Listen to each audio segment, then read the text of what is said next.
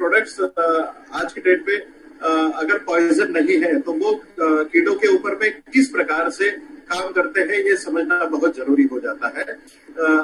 हमारे प्रोडक्ट्स जिस पौधे के ऊपर छिड़काव करने के बाद में अगर कीड़ा उसके ऊपर आता है और खाने की कोशिश करता है तो इंसेक्ट के माउथ पार्ट जो है, मैंडिबल्स जिसे बोला जाता है, वो चोकअप हो जाते हैं। मतलब गले में जो मैंडिबल्स होते हैं, टॉन्सिल्स की जैसे जो कीड़े के उसमें होता है, तो गला चोकअप हो जाता है। सेकंड इम्पैक्ट उसके ऊपर होता है कि कीड़े की नर्वस सिस्टम जो है वो ब्रेक डाउन हो जाती है। तीसरा इम्पैक्ट या तीसरा आघात उसके ऊपर होता है जो कीड़े के लिए पैरालिटिक बॉडी अटैक हो जाता है और उस कीड़े के अंदर से पानी की मात्रा बाहर निकल जाती है। ऐसे 4 पॉइंट प्रोग्राम अपने कीड़ों के ऊपर में या फफूंद के ऊपर होता है। इस तरीके से छिड़काव करने के 24 घंटे के दौरान अपने कीड़े का खात्मा हो जाता है। इसका मतलब हमने किसी कीड़े को नहीं मारा है, कीड़ा अपने आप अपनी पौधों के ऊपर आया है और उसने खाया है और वो खुद ही मर गया है। हमारे किसी भी दवाई में कोई किलिंग इंस्टिंक्ट नहीं है। आप किसी भी प्रकार से अपनी दवाई से सुसाइडल अटैक नहीं कर सकते हैं। अपने सभी प्रोडक्ट्स जो हम 10 प्रोडक्ट दे रहे हैं वो प्रोडक्ट्स हमारे एनपीओपी सर्टिफिकेशन है जो गवर्नमेंट ऑफ इंडिया की सर्वोच्च सर्टिफिकेशन एजेंसी है for organic food. National programme for organic product certification हमारे पास में है और इंटरनेशनल बिजनेस करने के लिए international forum of organic agriculture and material certification, जिसे हम आईफोम सर्टिफिकेशन बोलते हैं, ये दोनों सर्टिफिकेशन अपने पास में है। और ऐसे दोनों सर्टिफिकेशन रहने वाली एकमात्र कंपनी है EMI लाइफस्टाइल। अभी आने वाले कुछ दिनों में अगर हम बिजनेस के बारे में अगर देखें तो आज मई महीने में हम है। मई महीने में ऑलरेडी पंजाब, हरियाणा, हिमाचल, राजस्थान, जम्मू कश्मीर का बिजनेस ऑलरेडी स्टार्ट हो चुका है। वहां के किसान भाई और अपने जो बिजनेस एसोसिएट्स हैं वो सभी ने इस एरिया में अपने बिजनेस के लिए स्टार्ट कर सकते हैं। आने वाले जून में Gujarat, Maharashtra, MP, UP, Uttarakhand, Chhattisgarh, Jharkhand, parts of Bihar, Odisha, West Bengal, Karnataka का कुछ part, Andhra Pradesh, Telangana, Tamil Nadu and Kerala immediately start होने वाला है जून महीने में इसका बिजनेस। मतलब हम इस समय जो बात कर रहे हैं, जो प्रोडक्ट की बात कर रहे हैं, तो हमारे लिए ये बिजनेस पूरा का पूरा ओपन है। हम इमीडिएटली ये बिजनेस को एक्वायर कर सकते हैं। जुलाई के महीने में parts of West Bengal, Assam, Sikkim, Nagaland, Meghalaya, Arunachal Pradesh and Tripura जो 7 सिस्टर्स हमारे हैं, वो बिजनेस भी जुलाई में शुरुआत होने जा रहे हैं। अगर हम कुछ इंसेक्टिसाइड, जिसे हम बाय डेफिनेशन तो नहीं है बट समझने के लिए हम इसे इंसेक्टिसाइड बोल सकते हैं, अगर उस दवाइयों के बारे में अगर हमें जानकारी लेनी है तो सबसे पहले हमें कीड़ा होता क्या है, उसकी लाइफ साइकिल क्या होती है, ये समझना बहुत जरूरी है। आप अपनी स्क्रीन पर ये देख सकते हैं, मैंने एक बटरफ्लाई दिखाई है, तो उसकी लाइफ साइकिल कैसे चलती है। इंसेक्ट के ग्रोथ स्टेजेस जैसे बढ़ने की अवस्थाएं क्या होती है वो आप समझिए। बटरफ्लाई जिसे हम एडल्ट स्टेज बोलेंगे, बटरफ्लाई में नर और मादा होते हैं जिनका मिलन होने के बाद में 4 दिनों के बाद अंडे डाले जाते हैं अपनी खेती में, अपनी पत्तों के ऊपर, फलों के ऊपर, फूलों के ऊपर इसका अंडे डाले जाते हैं। अंडे डालने के 3 दिन के बाद इस अंडों से छोटे छोटे न्यू बॉर्न इल्लियां बाहर निकलती है, जिसे हम लार्वा बोलते हैं, गुजराती में ईयर बोलते हैं, सुंडी बोलते हैं। ये बाहर निकलती है। ये 4 अवस्थाओं में, स्टेज 1, स्टेज 2, स्टेज 3 और स्टेज 4 में 4 अवस्थाओं में बढ़ती है। उसके बाद ये प्यूपल स्टेज में चली जाती है, जिसे डॉर्मेंट स्टेज बोला जाता है, ये रेस्टिंग स्टेज बोला जाता है, उसमें चले जाते हैं। और ये पूरी लाइफ साइकिल अलग अलग कीड़ों में 21 दिनों से लेके 45 दिनों तक ये अपनी लाइफ साइकिल कंप्लीट करते हैं। अलग अलग जनरेशंस हो सकती है। तो हमें किस जनरेशन में, किस स्टेज पर अपनी दवाइयों का छिड़काव करना चाहिए, ये समझने के लिए मैंने ये लाइफ साइकिल आपको समझाई। मुख्यतः किस प्रकार के कीड़े होते हैं ये समझना बहुत जरूरी होता है। कीड़े 4 प्रकार के होते हैं, जिसे पियर्सिंग एंड सेटिंग, इसका मतलब भेदी और चूसने वाले कीड़े चबाने और काटने वाले कीड़े जिसे हम च्यूइंग एंड बाइटिंग टाइप बोलते हैं। तीसरा पार्ट आता है रास्पिंग प्लांट टिश्यू जिसको छीलन बोला जाता है, जिसमें कुछ कीड़े आते हैं। और जमीन से आने वाले कीड़ों के लिए सॉइल इंसेक्ट्स बोला जाता है। तो ये चारों इंसेक्ट्स अगर हम देखें तो पियर्सिंग एंड सकिंग में एफिड, जासिड, थ्रिप्स और माइट्स ये रस चूसने वाले कीड़ों के सेगमेंट माना जाता है। चबाने और काटने वाले में ईयड़ का सेगमेंट या सुंडी का सेगमेंट माना जाता है। छीलन में व्हाइट फ्लाई, सफेद मक्खी ये सेगमेंट माना जाता है। जमीन से आने वाले कीड़ों में व्हाइट ग्रब, टर्माइट्स जिसे कटवर्म्स और मोल क्रिकेट जो रात में बारिश के दिनों में आवाज करते हैं वो कीड़ों को इसमें डाला जाता है। ऐसे 4 प्रकार के कीड़े हम समझने के लिए।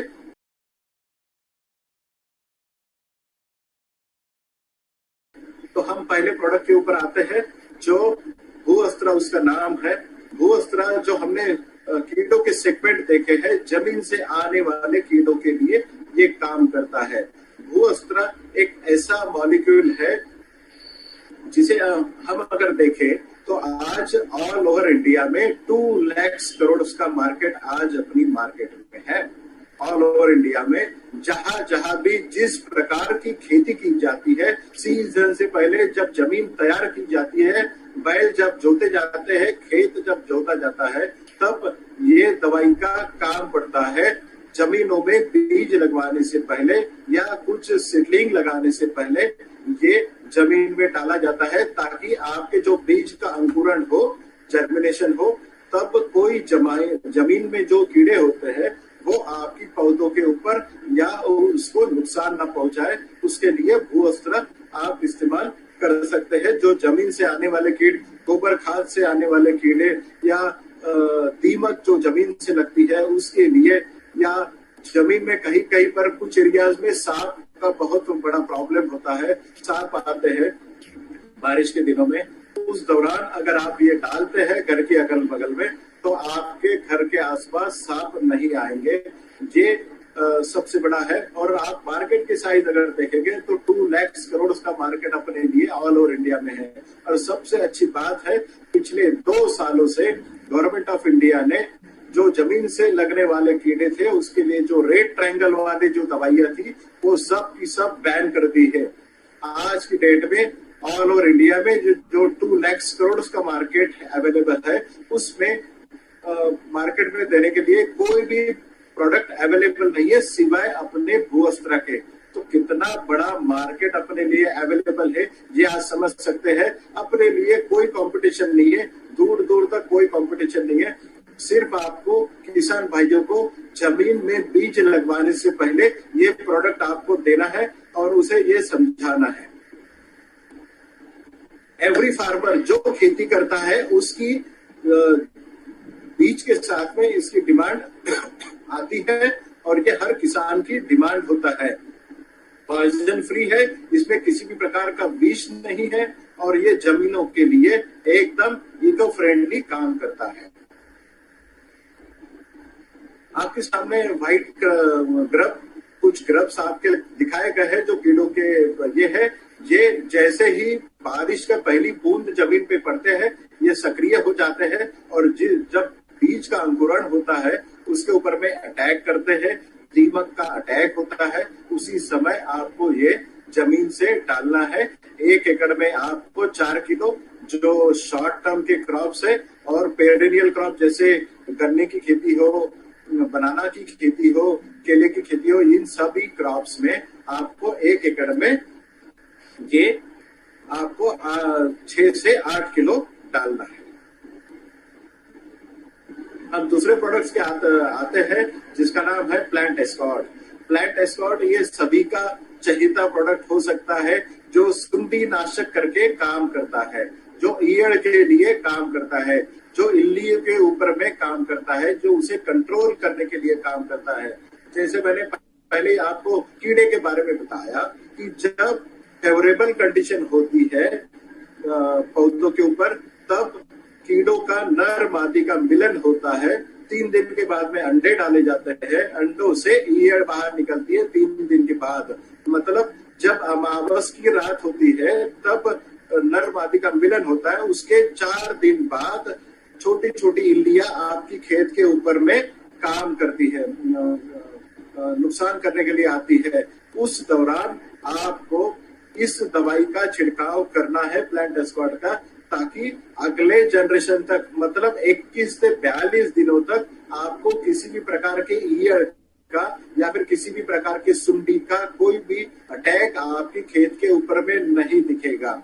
इसका प्रमाण है, एक लीटर पानी में 2 ml का छिड़काव करें और 1 एकड़ में आपने 250 ml का इस्तेमाल करना है। ये लिक्विड फॉर्म में अवेलेबल है, 250 ml का पैकिंग अवेलेबल है। 1 एकड़ की 1 बोतल हमने जो भी पैकिंग बनवाई है वो 1 एकड़ खेती के लिए बनवाई है, ये समझ लेना है।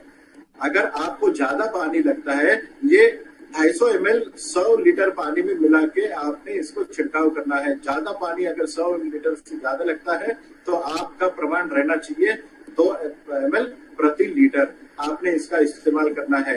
मैं फिर से दोहराना चाहूंगा कि ये प्रोडक्ट अमावस के 6 या 7 दिन के बाद अपना छिड़काव करना बहुत जरूरी है।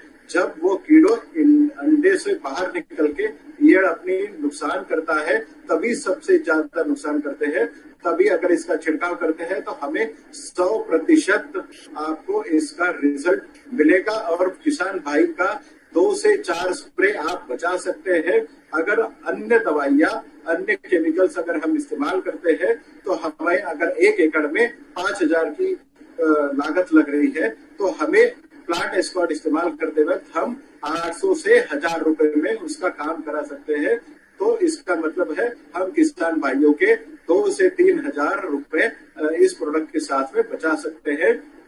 शर्त यही है कि अमावस के हर महीने की अमावस के 6 दिन बाद इस दवाई का हर क्रॉप्स के ऊपर में छिड़काव हो जाना बहुत जरूरी होता है। तो इसका आप ध्यान रखें। ये सभी प्रकार की ब्रॉड स्पेक्ट्रम लार्वा को कंट्रोल करता है।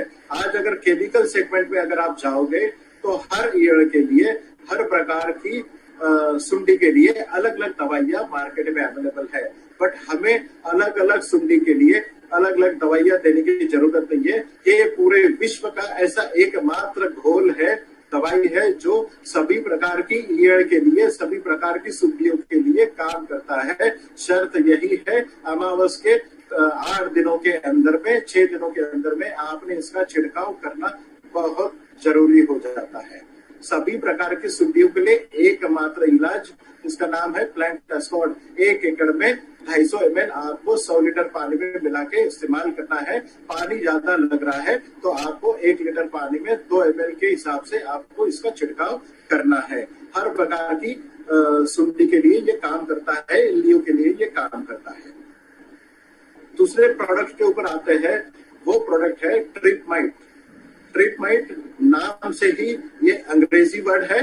ये थ्रिप्स और माइट्स जो रस चूसने वाले कीड़े होते हैं, मिर्ची की खेती, कपास की खेती या अन्य प्रकार की सब्जियों की खेती करने वाले सभी किसान भाई या फिर उन्हें पता है कि पत्तों के ऊपर में रस चूसने वाले कीड़ों का प्रादुर्भाव बहुत ज्यादा होता है।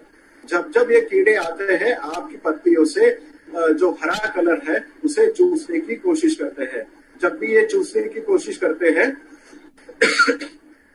तो आपकी पत्तों का वो नुकसान करते हैं, वो सिकुड़ जाते हैं। जब पत्ते सिकुड़ जाते हैं तो वो अपने लिए अपना खाना नहीं बना सकते हैं। जो पत्तियों पे हरा कलर होता है वो प्रकाश संश्लेषण के द्वारा अपनी पौधों के लिए अन्न प्रक्रिया तैयार करता है, अपना फूड खुद तैयार करता है। अगर वो हरा कलर अगर रस चूसने वाले कीड़ों ने अगर चूस लिया तो आपकी पौधों में किसी भी प्रकार का फूड नहीं तैयार हो सकता है, तो आपका नुकसान हो सकता है। इसीलिए थ्रिप्स और माइट इस प्रकार की फूल कीड़े और जिसे स्पाइडर्स बोलते हैं, माइट्स, इसकी रोकथाम करना बहुत जरूरी है। जब भी ये कीड़े आपकी पौधों के ऊपर आते हैं, एक साथ आते हैं, जिससे पत्ते अगर थ्रिप्स से अटैक होता है तो पत्ते की सतह जो है वो ऊपर की ओर मुड़ जाती है, और माइट्स का अगर अटैक है तो पत्ते की सतह जो है नीचे की तरफ मुड़ जाती है। अगर ये दोनों का अटैक एक साथ अपने पौधों के ऊपर होता है, तो इसके लिए केमिकल पेस्टिसाइड में 2 या 3 प्रकार की दवाइयां मिक्स करके आपको छिड़काव करना पड़ता है, जिसमें किसान भाइयों के बहुत पैसे बर्बाद हो जाते हैं। हमने एकमात्र ऐसी दवाई बनाई है कि किसी भी प्रकार की रस चूसने वाले कीड़े अगर आपके खेत में आते हैं तो उसका अटैक हम इमीडिएटली एक ही स्प्रे से आपको उनको खत्म कर सकते हैं। हम किसी प्रकार के कीड़े को खत्म तो करते ही नहीं है, वो खुद खत्म हो जाते हैं।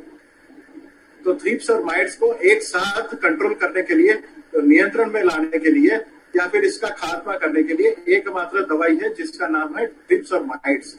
इसका अटैक आपकी पौधों के ऊपर में, जब आपके पौधा फूल के ऊपर आता है या फूल जब आपके पौधों के ऊपर लगता है, तब इसका हेवी अटैक आपको देखने को मिलता है। ज्यादा से ज्यादा सब्जियों के ऊपर में, कपास की खेती के ऊपर में, हर प्रकार की खेती पर इसका अटैक बहुत ज्यादा आपको देखने को मिलता है। और जब फूल की खेती होती है, फूल जब आपके खेतों के ऊपर लगते हैं, तब आप कोई भी किसी भी प्रकार का केमिकल का इस्तेमाल नहीं कर सकते हैं, क्योंकि परागीकरण करने के लिए आपको फूल के कीड़े आना बहुत जरूरी होता है। जब अगर आप थ्रिप्स और माइट्स के लिए कोई केमिकल पेस्टिसाइड इस्तेमाल करते हैं तो फूल के कीड़े जो है वो खत्म हो जाते हैं, परागीकरण नहीं होता है। इस तरीके से आपके ईल्ड का भी नुकसान हो सकता है। तो एकमात्र ऐसी दवाई है जो आपकी मधुमक्खियों को ना खत्म करते हुए, आपकी मधुमक्खियों को वैसे ही रखते हुए, थ्रिप्स और माइट्स इस रस चूसने वाले कीड़े को खत्म करता है। 1 लीटर पानी में 2 ml के हिसाब से आपने इसका इस्तेमाल करना है।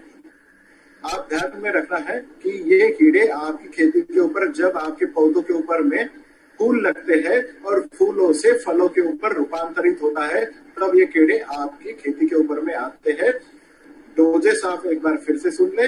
1 लीटर पानी में आपने 2 ml का इस्तेमाल करना है, या फिर 1 एकड़ में आपने 250 ml का इस्तेमाल करना है। 100 लीटर पानी में मिला के इसका छिड़काव करना है। फिर से मैं दोहराना चाहूंगा, इस कीड़ों की उत्पत्ति भी, शुरुआत भी अमावस के 7वें-8वें दिन शुरुआत हो जाती है। उस समय आपने इस दवाई का छिड़काव करना है ताकि आप 100% रिजल्ट ले सके।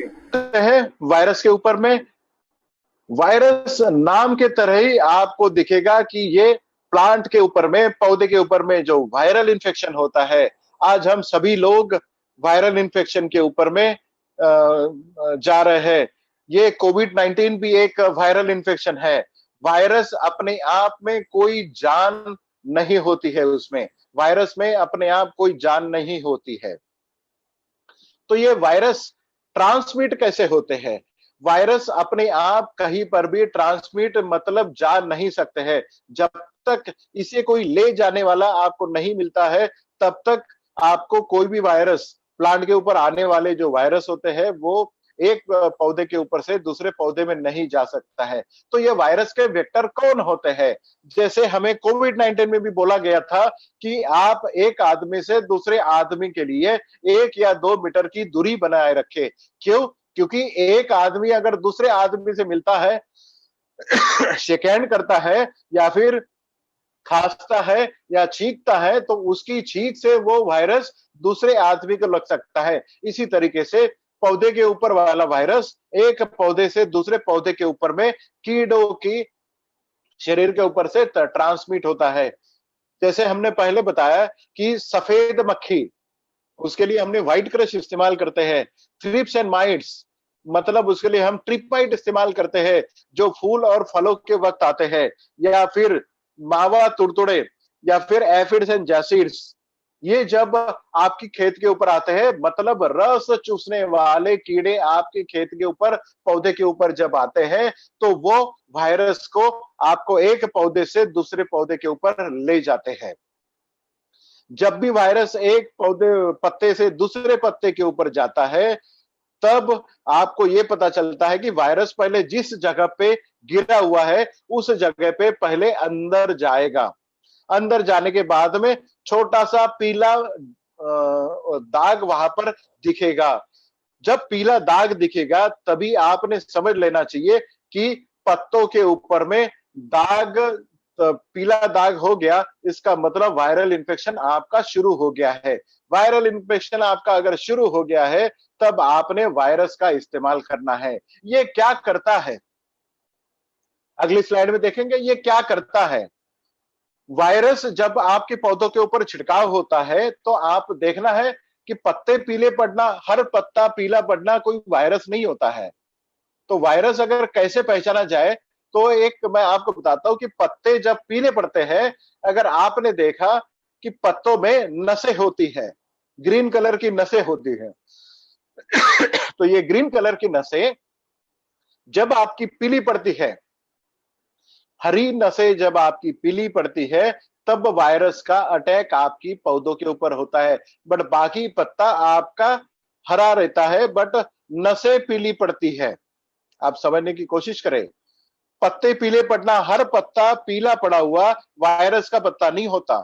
पत्ते में जब नसें हरे कलर से अगर पीली हो जाए, तो वहां पर वायरस का अटैक होता है। और पत्ते जो पीले होते हैं, अगर नसें हरी है और बाकी का पत्ता अगर पीला होता है, तो वो वायरस नहीं है, वो किसी खाद का या सूक्ष्म अन्य द्रव्यों का अटैक हो सकता है, या फिर कमी के कारण ये हो सकता है।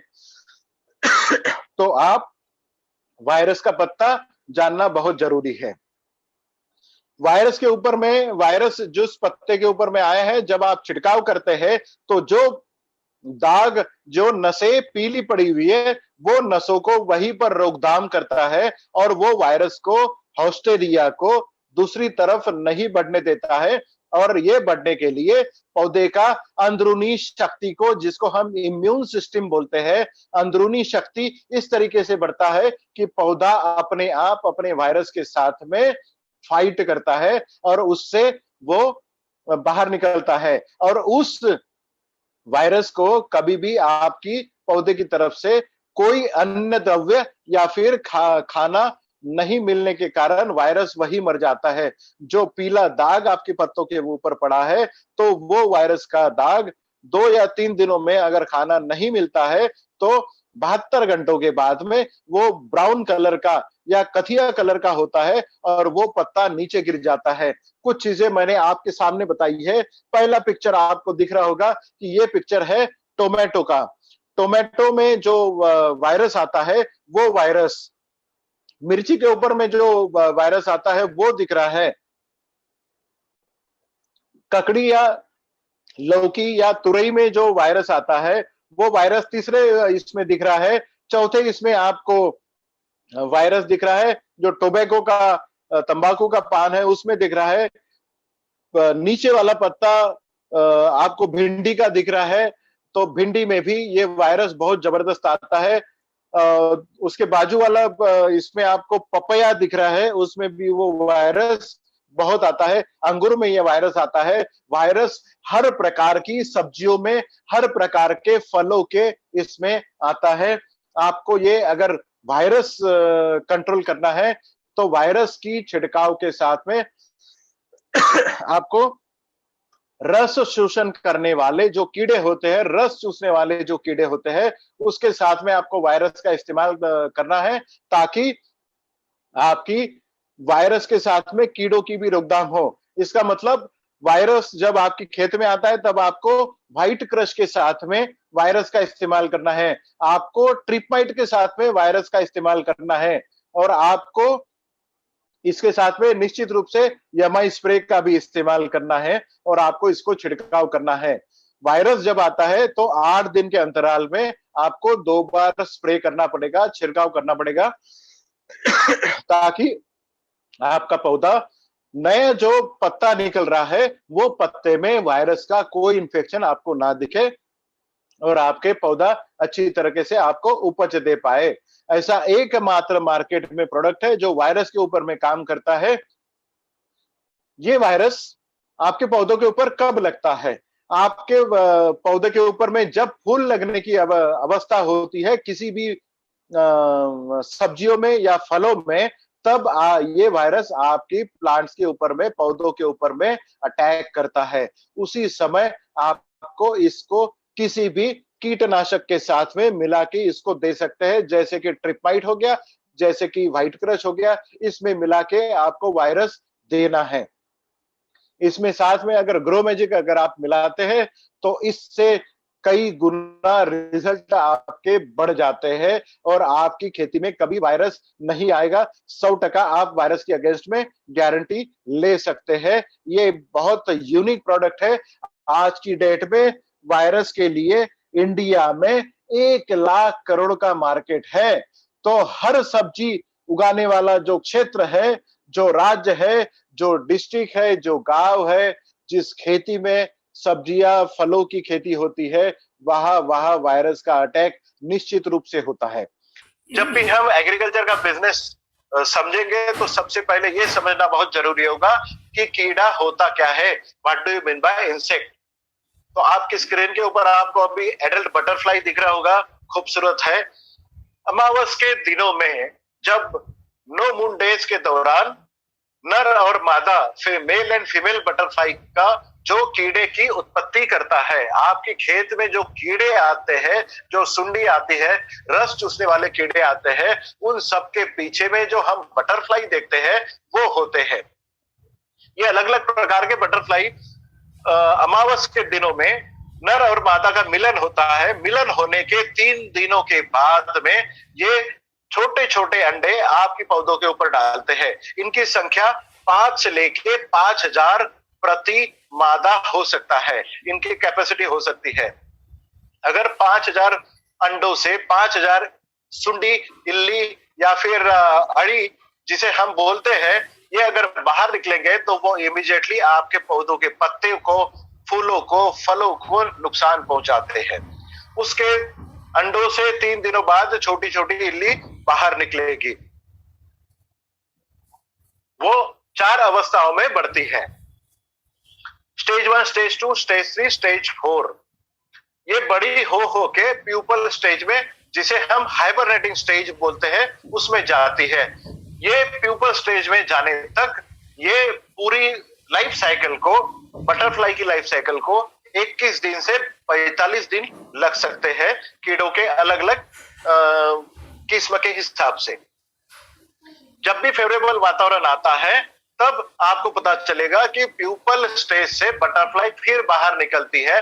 फिर अगली अमावस के दिनों में नर मादा का मिलन होगा, फिर अंडे डाले जाएंगे। इसका मतलब अंडों की उत्पत्ति, कीड़ों की उत्पत्ति ये अमावस के 6-7वें दिन होती है। अगर हमारे दवाइयों का छिड़काव, अगर हमारे दवाइयों का इस्तेमाल अगर हम अमावस के 6-7 दिनों के अंतराल में करते हैं तो हम इस अमावस से लेके अगली अमावस तक मतलब 30 दिनों का हमें रिजल्ट मिल सकता है। इस तरीके से जो किसान भाई एक दिन के बाद दूसरे दिन या डेली अपना दवाइयों का छिड़काव करते हैं, उनसे हम कह सकते हैं कि आप आपकी दवाइयों का इस्तेमाल जो है वो अमावस के 7-8 दिनों में करें, ताकि आपको 30 दिन का रिजल्ट मिले। तो ये कंसेप्ट साइंस है, ये कोई स्टोरी नहीं है जो आपको किसान भाइयों को बताना है, क्योंकि हमारा उद्देश्य ही एक है कि हम किसानों की लागत आधी करेंगे और किसानों की उपज जो है हम डबल करेंगे। इसी तरीके से सही समय पर सही दवाइयों का इस्तेमाल करते हुए हम किसानों का 50% कॉस्टिंग कम करेंगे और उसकी उपज हम डबल कर सकते हैं। कितने प्रकार के कीड़े होते हैं? हमें अगर मोटा मोटा अगर हम समझे तो 4 types of insects are there. 4 प्रकार के कीड़े होते हैं, जिसे हम पियर्सिंग एंड सकिंग, भेदी और चूसने वाले कीड़े। दूसरे होते हैं च्यूइंग एंड बाइटिंग, चबाने और काटने वाले कीड़े। रास्पिंग प्लांट टिश्यूज, जिसको हम छीलन वाले कीड़े बोलेंगे। और चौथा होता है सॉइल इंसेक्ट्स। सॉइल इंसेक्ट्स के लिए जमीन से आने वाले कीड़े, सफेद कोटना वगैरह जो आते हैं, टर्माइट्स आते हैं, उसके लिए हमने कल भूवस्त्र के बारे में सुना है। तो आज हम देखने जाले हैं कि रास्पिंग प्लांट टिश्यू, जिसे छीलन कहा जाता है, उसमें हम पहले प्रोडक्ट के ऊपर में आज जाएंगे, जिसका नाम है व्हाइट क्रश। व्हाइट क्रश ये सफेद मक्खी के विरुद्ध ये दवाइयां काम करती है। सफेद मक्खी जब भी हमारी पौधों के ऊपर में फूल लगते हैं या फलों की शुरुआत होती है, उस समय अपनी खेती के ऊपर आते हैं। ये अपनी पत्तों को कुरेद कुरेद कर उसका जो रस निकलता है उस रस को पीने का काम करता है और अपनी पत्तों के स्वास्थ्य को बिगाड़ने का काम करता है। पत्ते हमारे पौधों के लिए इंपॉर्टेंट क्यों होते हैं? पत्ते अगर हेल्दी रहे और स्वस्थ रहे तो एक फल बनाने के लिए, अगर मान के चलिए कोई भी फल अगर आपके पौधों के ऊपर में अच्छी तरह नरिश करना है और बढ़ाना है, तो एक फल को तकरीबन 30 से 40 हेल्दी पत्तों का जरूरत होता है। अगर 40 पत्ते अगर जमीन अपनी पौधों के ऊपर नहीं है तो आपके फल अच्छी तरीके से उपज नहीं देंगे, अच्छे तरीके से नहीं बनेंगे, अच्छे तरीके से नहीं पकाएंगे। अच्छी उपज के लिए हमें पत्तों का इंपॉर्टेंस बहुत जरूरी है। पत्ते अगर डैमेज कर रहे हैं तो सफेद मक्खी जो रस चूसती है, उसके लिए सफेद मक्खी के लिए व्हाइट क्रश हमने लाया है। आज मार्केट में किसी भी प्रकार से सफेद मक्खी के लिए कोई भी दवाई केमिकल्स में अवेलेबल नहीं है। तकरीबन इसका 22,000 करोड़ का मार्केट आज इंडिया में अवेलेबल है, जबकि इसके लिए हमारे पास कोई कंपटीशन नहीं है। पूरा का पूरा मार्केट हमारे एमआई लाइफस्टाइल के लिए अवेलेबल है। हम लोग व्हाइट क्रश का इस्तेमाल कैसे करेंगे? अगर आप जानना चाहोगे कि सफेद मक्खी कैसे होती है, तो जब आप खेत से गुजरते हैं तो इस तरीके से सफेद मक्खी आपको खेत में उड़ते हुए दिखेगी। इसका ज्यादा से ज्यादा आप जो है कपास की खेती के ऊपर, बैंगन की खेती के ऊपर, मिर्ची में या फिर सभी सब्जियों में आपको इसका अटैक देखने को मिलता है। ये कीड़े जब भी आप छिड़काव करने जाते हैं तो एक खेत से उड़ के दूसरे खेत के ऊपर जाते हैं, तो इनको मारने के लिए व्हाइट क्रश सबसे सटीक आपके लिए सॉल्यूशन कंपनी ने दिया है। 22,000 करोड़ का मार्केट आपको बुला रहा है। एक ही शर्त है, आपको मार्केट में जाना होगा। सफेद मक्खी का जिसे भी प्रॉब्लम है या फिर जो भी खेती फूल के ऊपर आ रही है, उसके ऊपर उस दौरान जो नो मून डे या फिर अमावस आ रही है, उस समय सब व्हाइट क्रश का इस्तेमाल छिड़काव करने के लिए आपको बोलना है। उसका डोज जो है, अगर उसका लाइफ साइकिल अगर आप देखेंगे तो व्हाइट क्रश का लाइफ साइकिल उसी तरीके से है। 21 दिन में कंप्लीट होता है। अमावस के दिनों में इनका अंडा डालना होता है और प्यूपर स्टेज और एडल्ट जाने तक ये पूरा आपकी खेती का रस चूस लेते हैं। इस तरीके से आपको कॉटन का पत्ता एक दिखाया गया है।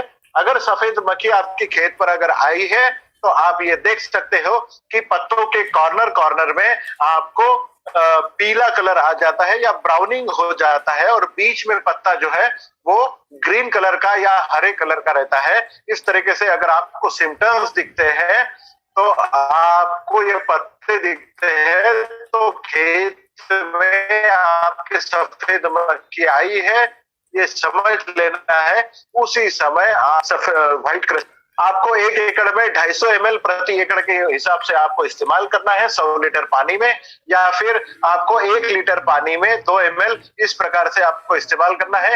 ये लिक्विड फॉर्म में अवेलेबल है और इसको पौधे के ऊपर ही छिड़काव करना है, क्योंकि सफेद मक्खी ऊपर ही आती है, जमीन में इसका ट्रेंचिंग नहीं करना है, ऊपर से ही करना है। लिक्विड फॉर्म में है, पानी में घुलनशील है, अच्छी तरीके से पानी में मिलता है और ये पानी के साथ मिला के ऊपर से छिड़काव करना है।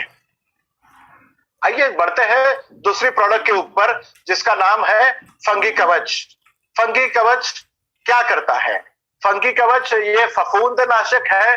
जब भी आपकी खेत के ऊपर फफूंद आती है या फिर उसे बुरशी बोलते हैं या फंगस बोलते हैं, ये फफूंद जब भी आती है ये आपके पत्तों को, फूलों को या फलों को या आपकी रूट्स को, जड़ों को सड़ाने का काम करता है। आपके पौधों को रोकथाम करता है, फूल को नीचे गिराने का काम करता है, फलों को बढ़ने से रोकता है, पत्तों को नीचे गिराने का काम करता है। ये सब अगर आता है तो आपका 80% आपकी उपज का नुकसान हो सकता है। आपको इसके लिए फंगी कवच का एकमात्र इलाज कर सकते हैं। फंगी कवच क्या है? फंगी कवच आज जितने 128 प्रकार की फंगस है, बुरशी है या फफूंद है जो आपकी पौधों को नुकसान पहुंचाते हैं। कुछ बुरशियां होती है, कुछ फफूंद होती है जो आपके बेनिफिट्स के लिए भी काम करते हैं। बट 128 प्रकार की फंगस जो है, बुरशी जो है, फफूंद जो है, वो आपके पौधों को नुकसान पहुंचाते हैं। एकमात्र ऐसा दवाई है फंगी कवच जो 128 फफूंद के ऊपर में एक साथ काम करता है। चाहे वो अंदर से बढ़ने वाली फफूंद हो, चाहे वो हवा से बढ़ने वाली फफूंद हो, चाहे वो पानी से फैलने वाली फफूंद हो, चाहे वो जमीन से फैलने वाली फफूंद हो, चाहे वो कांटेक्ट में आने से फैलने वाली फंगस हो, फफूंद हो। हर प्रकार के फफूंद के लिए एकमात्र इलाज है जिसका नाम है फंगी कवच। ये फफूंद आने के पहले भी इस्तेमाल किया जा सकता है, फफूंद आने के बाद फफूंद को नष्ट करने के लिए भी इस्तेमाल कर सकते हैं। ये पॉइजन नहीं है, इसलिए आप जब फल निकालते हैं या फिर फल एक्सपोर्ट भी करते हैं या फिर उसके एक दिन पहले भी आप इसका छिड़काव कर सकते हैं, जबकि आप केमिकल पेस्टिसाइड या केमिकल फंगिसाइड आप कभी भी 15 दिन पहले तक इस्तेमाल करके छोड़ना पड़ता है, तब बहुत बड़ा नुकसान होता है।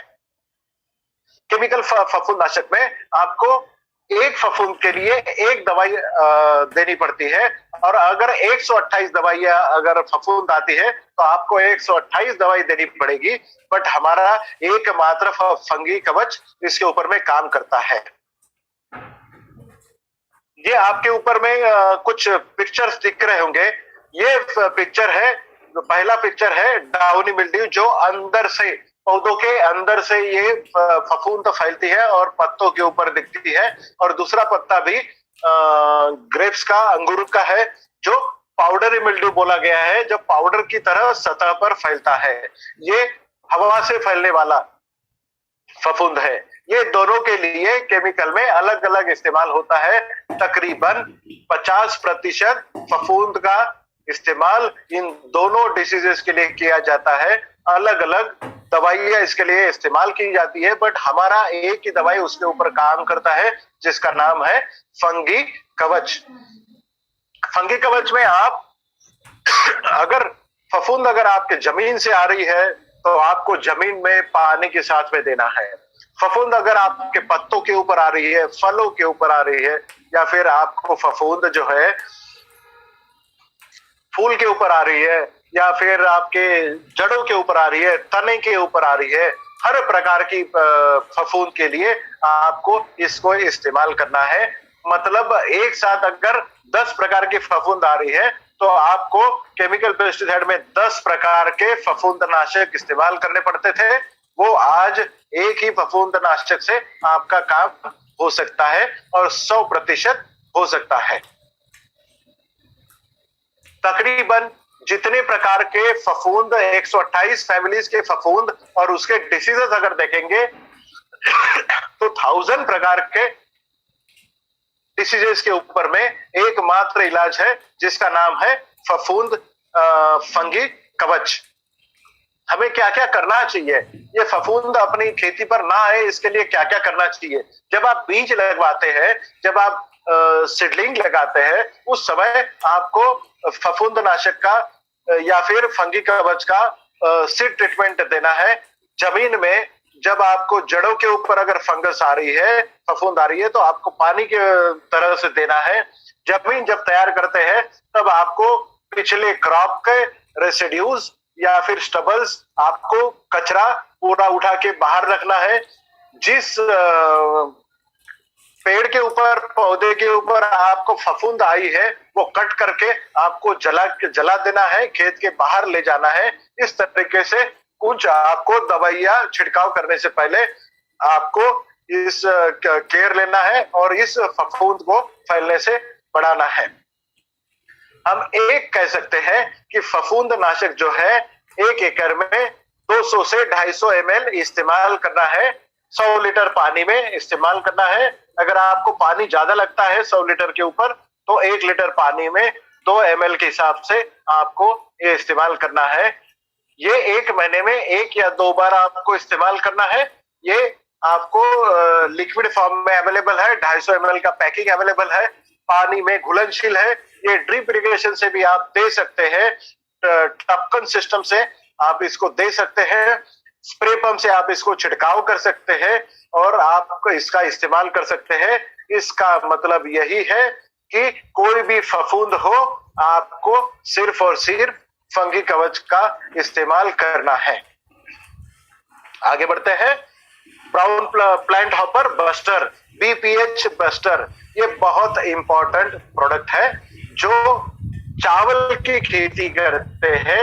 यहाँ पर जहां पर चावल की खेती होती है, जहां पर आम की खेती होती है, इनके लिए ये बहुत इंपॉर्टेंट दवाई है। ब्राउन प्लांट हॉपर नाम के तरीके से ये बताता है कि ब्राउन प्लांट हॉपर जब भी चावल की खेती में आता है तब आपको इस तरीके से चावल की खेती में बीच में ब्राउन स्पॉट और अगल बगल में पूरा ग्रीन स्पॉट दिखता है। जब चावल की खेती में फूल लगते हैं, बिल्कुल छोटे छोटे जब फूल लगते हैं, फ्लावरिंग स्टेज आती है, तब आपको इस तरह के पैच अगर दिखते हैं तो पहले दिन छोटा पैच दिखेगा, दूसरे दिन बड़ा होगा और आपको 4-5 दिनों में पूरा खेत जो है वो ब्राउन कलर का होगा। इस तरीके से पूरा खेत 8 दिनों में सूख सकता है। इस प्रकार से वो आपको ब्राउन प्लांट हॉपर्स दिखते हैं। जो तनों के ऊपर में जब भी फ्लावरिंग होती है चावल की खेती में, तनों के ऊपर में ये चिपक के जो फर्टिलाइजर और पानी जो ऊपर जा रहा है, जो दाना भरने में कारगर साबित होने वाला था, जो न्यूट्रिएंट्स ऊपर जाने वाले हैं, ये कीड़े बीच में ही तने से चूस करके ले लेते हैं और ऊपर दाने कभी भरे नहीं जाते। अगर चावल की खेती में अगर आपने देखा हो तो चावल की खेती में कभी भी दाने पूरे भरे नहीं जाते हैं। इसका कारण यही होता है कि उनकी खेती में ब्राउन प्लांट हॉपर आया था। मतलब चावल की खेती में अगर आपके 50 से 55 दिन हो गए हैं, उस दौरान आपको चावल की खेती में बीपीएच बस्टर का छिड़काव करना है। आइए चलते हैं नेक्स्ट स्लाइड पे। चावल की खेती के बाद ये कीड़ा आता है ब्राउन प्लांट हॉपर आम की खेती के ऊपर। आपके सामने कुछ स्क्रीन के ऊपर में ये दिख रहा है कि आम के ऊपर में जब फूल आते हैं या फिर टहनियां जब कौली होती है या आम छोटा छोटा होता है, तब ये कीड़े आपके आम का रस चूसने के लिए, फूल को नीचे गिराने के लिए या पत्तों को काला करने का काम ये बीपीएच करता है, ब्राउन प्लांट हॉपर करता है। आपने देखा होगा जनवरी फरवरी के दौरान आम के ऊपर में या दिसंबर से आम के ऊपर में फूल नीचे गिरना चालू हो जाते हैं। जब भी आपको आम के खेत के नीचे जब फूल गिरते हैं, इसका मतलब उस आम के ऊपर में बीपीएच का, ब्राउन प्लांट हॉपर का अटैक आया हुआ है। आपको तुरंत ही बीपीएच बस्टर का उसके ऊपर में छिड़काव करना है। फूल लगने से शुरुआत करते हुए आपको दिसंबर से लेके जनवरी फरवरी तक आपको आम का केयर करना होता है। इस दौरान हर महीने में 1 या 2 छिड़काव आप करें और इसको आप कम करें। एक आम का फूल नीचे गिरना, इसका मतलब एक 300 से 500 ग्राम का आम नीचे गिरना। ये ब्राउन प्लांट हॉपर के लिए आज इंडिया में कोई भी दवाई केमिकल में अवेलेबल नहीं है। Indian council of agriculture research ये कहता है कि बीपीएच बस्टर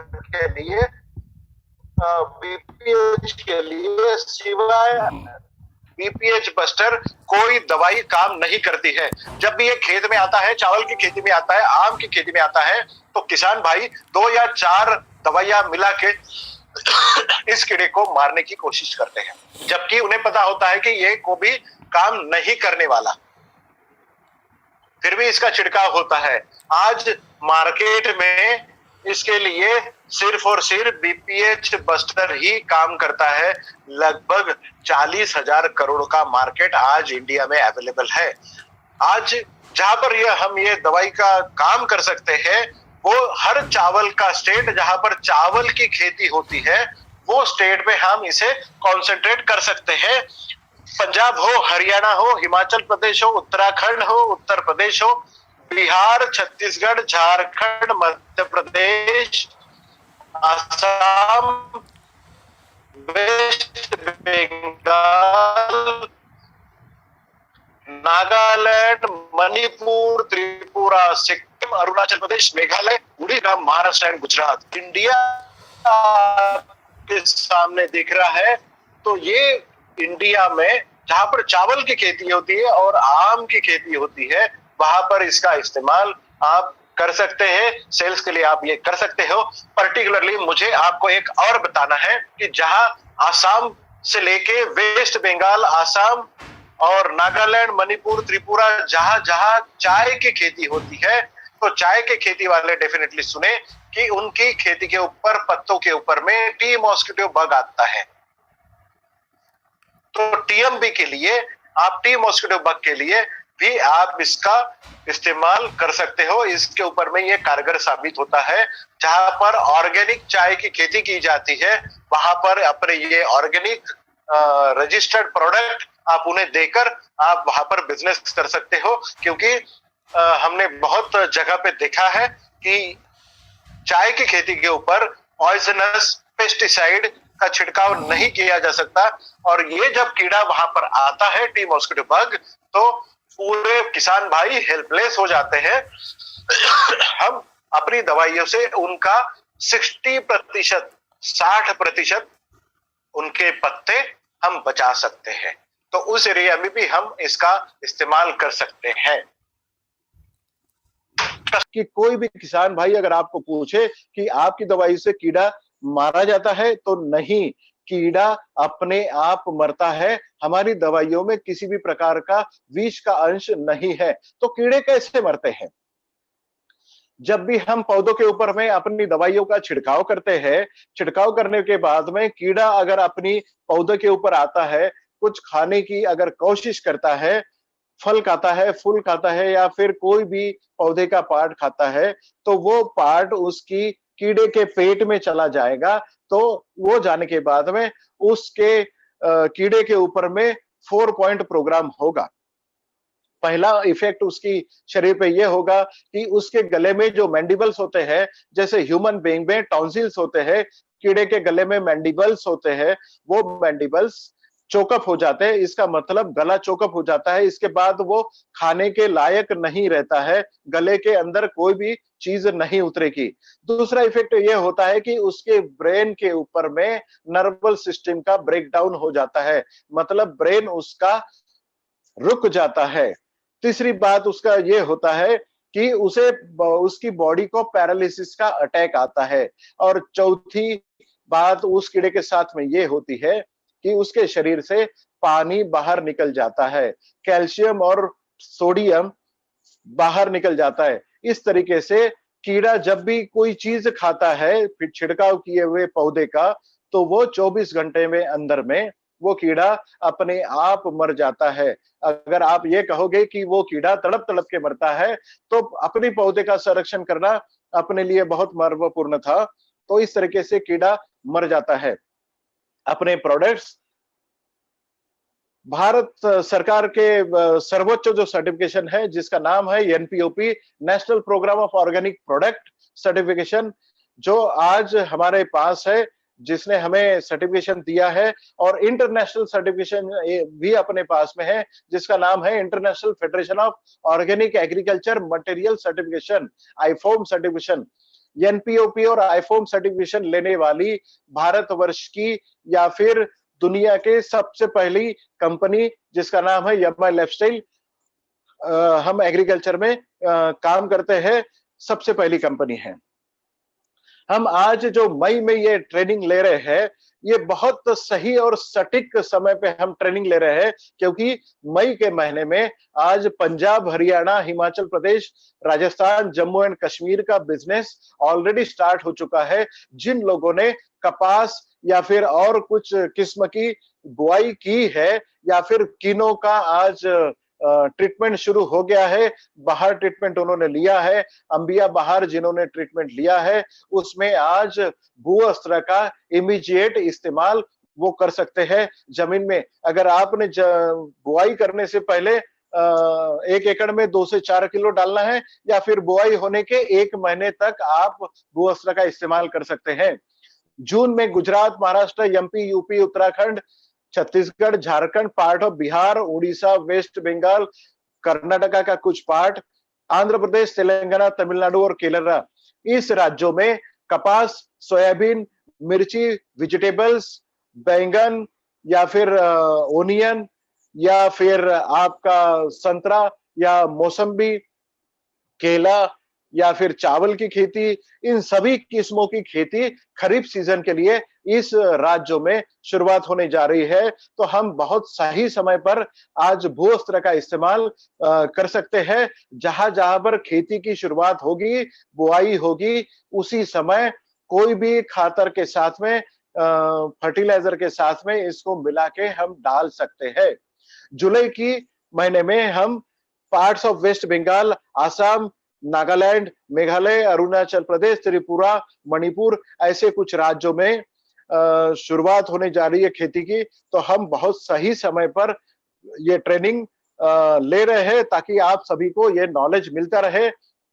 मैं फिर से आग्रह करूंगा, जब जब भी आपको समय मिले, उस समय आपने सभी किसान भाइयों को इस दौरान आपने जोड़ना चाहिए और उसे भी ट्रेनिंग सुनने का मौका देना चाहिए। आगे बढ़ते हैं।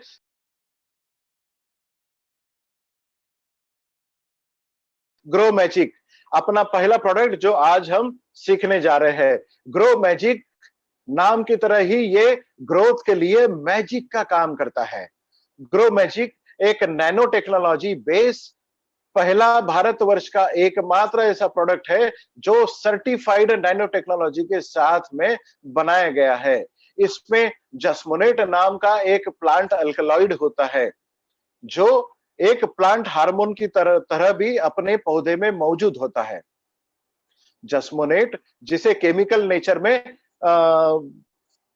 पहले स्लाइड में हम देखेंगे कि जस्मोनेट एक प्लांट हार्मोन होते हुए वो जस्मीन ऑयल, मतलब जस्मीन ऑयल से इसे एक्सट्रैक्ट किया जाता है। ये बहुत इंपॉर्टेंट रोल प्ले करता है बायोटिक एंड अबायोटिक स्ट्रेस, मतलब पानी की कमी हो या फिर खूब एक्सट्रीम बारिश हो रही हो, या फिर हवा की बहुत तेज आंधी हो, या फिर कम हवा हो, कम ऑक्सीजन में हो, या फिर फर्टिलाइजर बहुत ज्यादा गिरा हो या कम फर्टिलाइजर हो, ऐसे समय में, या कीड़ों का या फफूंद का बहुत ज्यादा अटैक हो, ऐसे समय में अपनी पौधों को टिक पाना संभव नहीं होता है। इस समय जस्मोनेट या ग्रो मैजिक आपके पौधों को टिकने के लिए मदद करता है।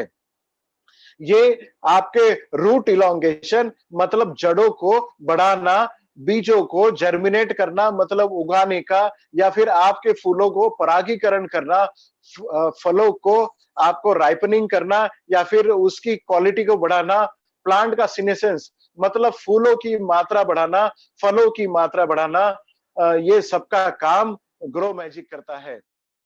अगर एक पौधे के ऊपर में एक मैजिक मैं आपको बताऊंगा तो आप आश्चर्यजनक रह जाएंगे।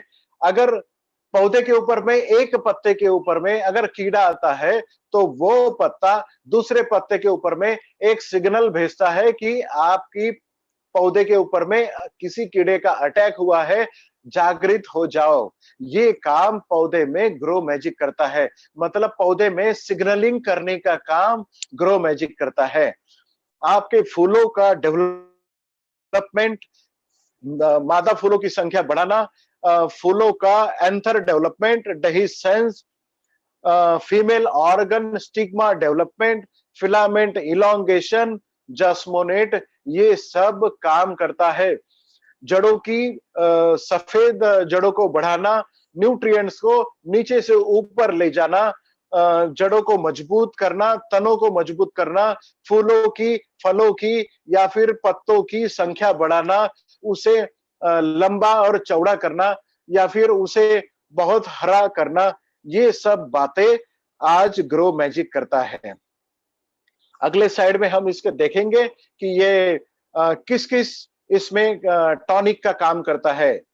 तो ये जड़ों की ग्रोथ के लिए या फिर जड़ों को बढ़ाने के लिए काम करता है। शुरुआती अवस्था में जब शिशु पौधा होता है, उसको बढ़ाने का काम ग्रो मैजिक करता है।